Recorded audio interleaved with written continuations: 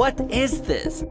And how could this teeny tiny technology from France save farming in parched African countries?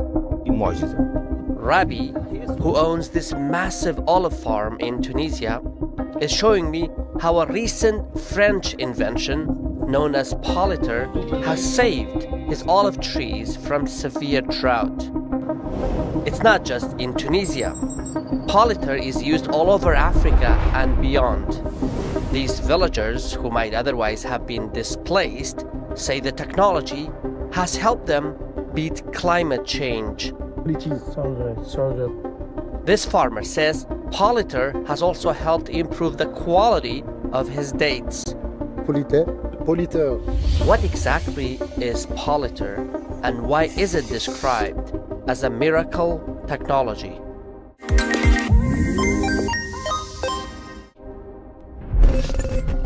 I am in Tunisia.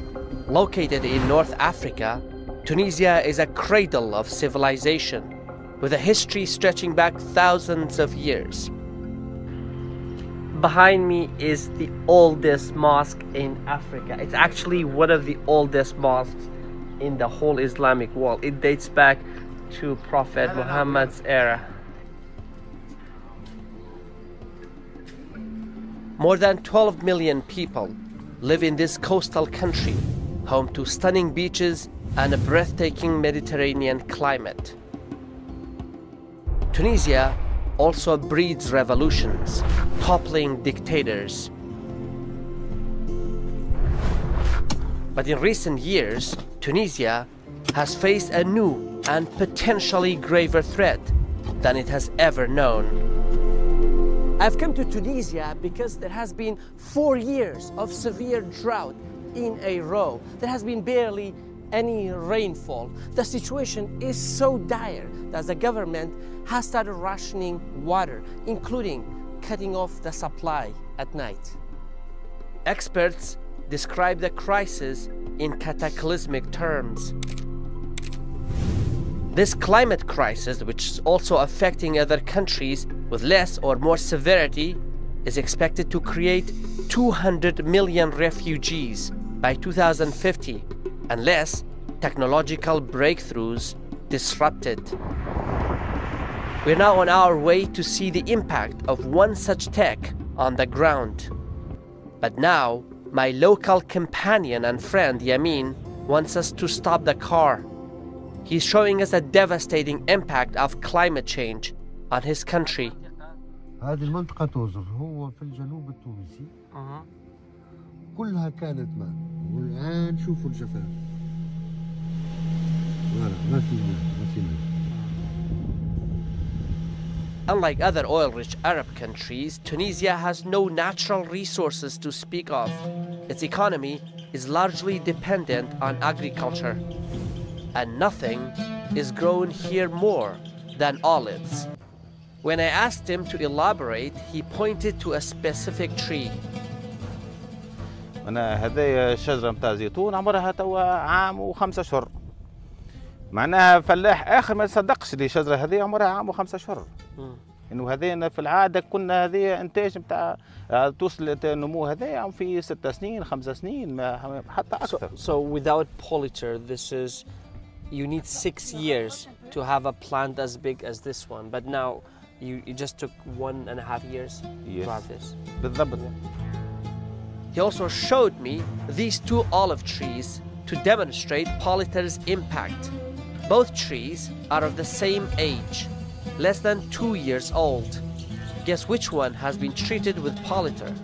If you thought the one on the right, you were correct. But what is Polyter and how does it actually work? Who better to explain it than the man who invented it? Philip Owaki Di Giorono kindly agreed to talk to me, so I decided to hop on a plane and fly to France, specifically to Bordeaux, the wine capital of the world. Now I'm here to talk to the creator of Polyter. Hello.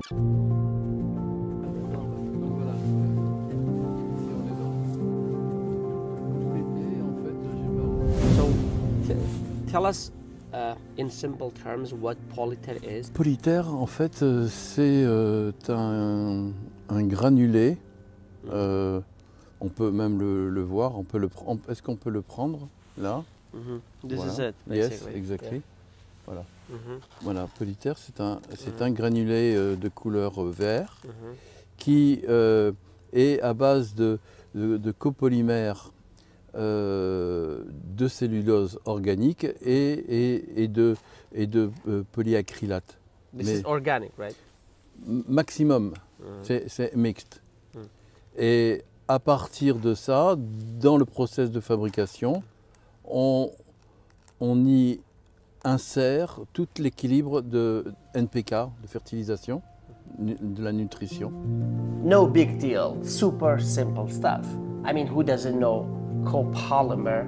And how do you pronounce this word? Polyacrylate? Seriously, what's important to know here is that all the ingredients are natural and degradable in the environment according to him. In other words, they don't harm the plant nor the environment. This small granule, after coming in contact with water, in about 3 hours, it'll turn into this. Au contact de l'eau, ça va absorber jusqu'à 300 fois son volume d'eau sous forme solide. That's it. Hold on, I think the best way to really grasp what Polyter does is to picture yourself going on a long trek through a barren desert. You would naturally pack extra water to drink in that arid landscape. Polyter works like that water container for plants, storing moisture in a solid form for future use. Back in Tunisia, Yamin, Polyter's country representative, demonstrated how farmers use the product in practice. He did the demo on a date farm. First, small holes were dug around a palm tree. Then a measured amount of Polyter is left in water for a few minutes to absorb and turn into these jelly-like shapes. Finally, the ballooned granules were buried in the holes. That's it, and Polyter will do its magic, providing water to the plant whenever it needs it. After olive, Tunisia is famous for its dates, particularly the Daglet Noor, or date of light variety. Called the queen of all dates, the Daglet Noor has a honey-like taste combined with a slight nutty flavor. Thank you so much. So in Tunisia, because of drought, it's not just the olive trees that have been impacted, but also the palm trees. You know, palm trees usually don't need as much water, but apparently now they have been impacted and they're looking for solutions to keep growing palm trees. The owner of this date farm explains that Polyter has also helped improve the quality of his dates. Thanks to the Polyter, we save the sweet part of the fruit date, of the fruit. That means the fruit is not dry.